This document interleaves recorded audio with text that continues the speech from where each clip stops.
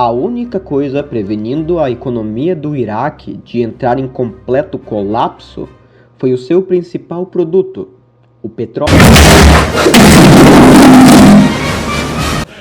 Bem, falando de petróleo, vamos falar um pouco dos Estados Unidos da América.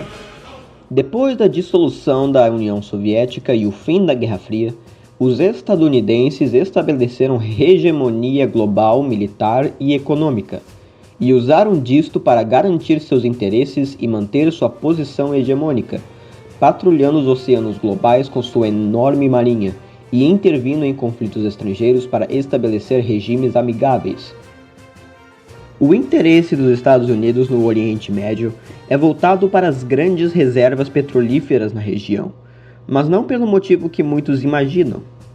O petróleo é um recurso abundante nos Estados Unidos, e o petróleo importado pelo país vem de países vizinhos, como Canadá e México. O interesse pelo petróleo no Oriente Médio vem da importância de combustíveis fósseis para as nações em desenvolvimento, como Índia e China. Portanto, caso os Estados Unidos tiverem controle sobre o Oriente Médio, qualquer nação que fosse contra os interesses americanos teriam seus recursos importados simplesmente cortados ou inacessíveis. O Oriente Médio não é importante apenas pelo seu petróleo, mas também pois suas rotas comerciais, como o Canal de Suez e o Golfo Persa e a Rota de Seda, são algumas das mais importantes do mundo e ligam o Ocidente com o Oriente. Em uma realidade onde todas as nações do Oriente Médio são fantoches ou favoráveis aos Estados Unidos, seria uma realidade onde qualquer país em todo o mundo seria forçado a aderir aos interesses americanos caso eles desejam continuar importando recursos de outros países. Este é o mesmo motivo pelo qual os Estados Unidos sempre foram um defensor do livre mercado, mesmo usando uma doutrina econômica protecionista. Pois quanto mais uma nação reduz suas tarifas, mais produtos de outros países aquela nação irá consumir.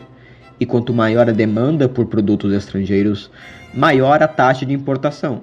E quanto maior a taxa de importação, mais dependente aquela nação é de nações estrangeiras e do comércio internacional.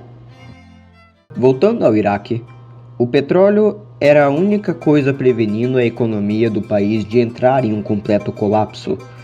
Contudo, o pequeno país de Kuwait, extremamente rico em combustíveis fósseis, intencionalmente aumentou sua produção de petróleo após o término da guerra Irã-Iraque, buscando fazer lucro em cima da situação difícil que seus rivais da produção petrolífera estavam, o que reduziu drasticamente o preço do petróleo no mercado e feriu a economia iraquiana ainda mais.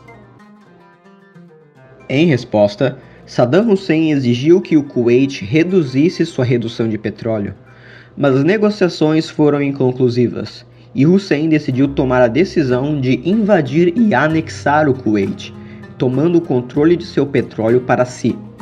A Organização das Nações Unidas condenou a invasão do Kuwait, e o fato de uma ditadura com tendências pan-arábicas agora controlar uma enorme porcentagem da produção do petróleo mundial, assim como uma porção maior do Golfo Persa, não agradou ninguém, principalmente os vizinhos do Iraque e os Estados Unidos. Assim, uma coalizão entre Estados Unidos, Reino Unido, França, Síria, Arábia Saudita e outros foi formada para libertar o Kuwait, dando início à Guerra do Golfo, que durou 6 meses e resultou na restauração da independência de Kuwait e no impressionante número baixo de baixas da coalizão, que perderam cerca de 300 soldados, comparado com as 25.000 a 50.000 baixas do Iraque.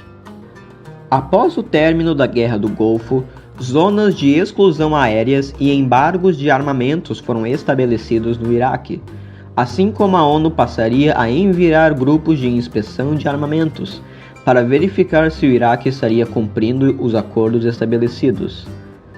Não demorou muito para que o Iraque quebrasse os tratados de desarmamentos, com a falta de cooperação e expulsão de inspetores da ONU, sendo os principais fatos que mostravam as intenções maliciosas do governo de Hussein. Em 1998, o presidente dos Estados Unidos, Bill Clinton, assinava o Ato de Libertação do Iraque, que expressava o desejo dos Estados Unidos de depor o regime de Saddam Hussein e substituí-lo com uma instituição democrática. Em 11 de setembro de 2001, resultando no início da guerra contra o terror, e em 2003, o presidente dos Estados Unidos, George W. Bush, anuncia o regime de Saddam como complacente ao terrorismo devido ao seu tratamento de inspetores da ONU e suspeitas de fabricação de armas químicas, e em 20 de março, os Estados Unidos invadem o Iraque. My fellow citizens, at this hour, American and coalition forces are in the early stages of military operations to disarm Iraq, to free its people, and to defend the world from grave danger. On my orders, coalition forces have begun striking selected targets of military importance to undermine Saddam Hussein's ability to wage war. These are opening stages of what will be a broad and concerted campaign. More than 35 countries are giving crucial support, from the use of naval and air bases to help with intelligence and logistics to the deployment of combat units. Every nation in this coalition has chosen to bear the duty and share the honor of serving in our common defense. To all the men and women of the United States Armed Forces now in the Middle East, the peace of a troubled world and the hopes of an oppressed people now depend on you.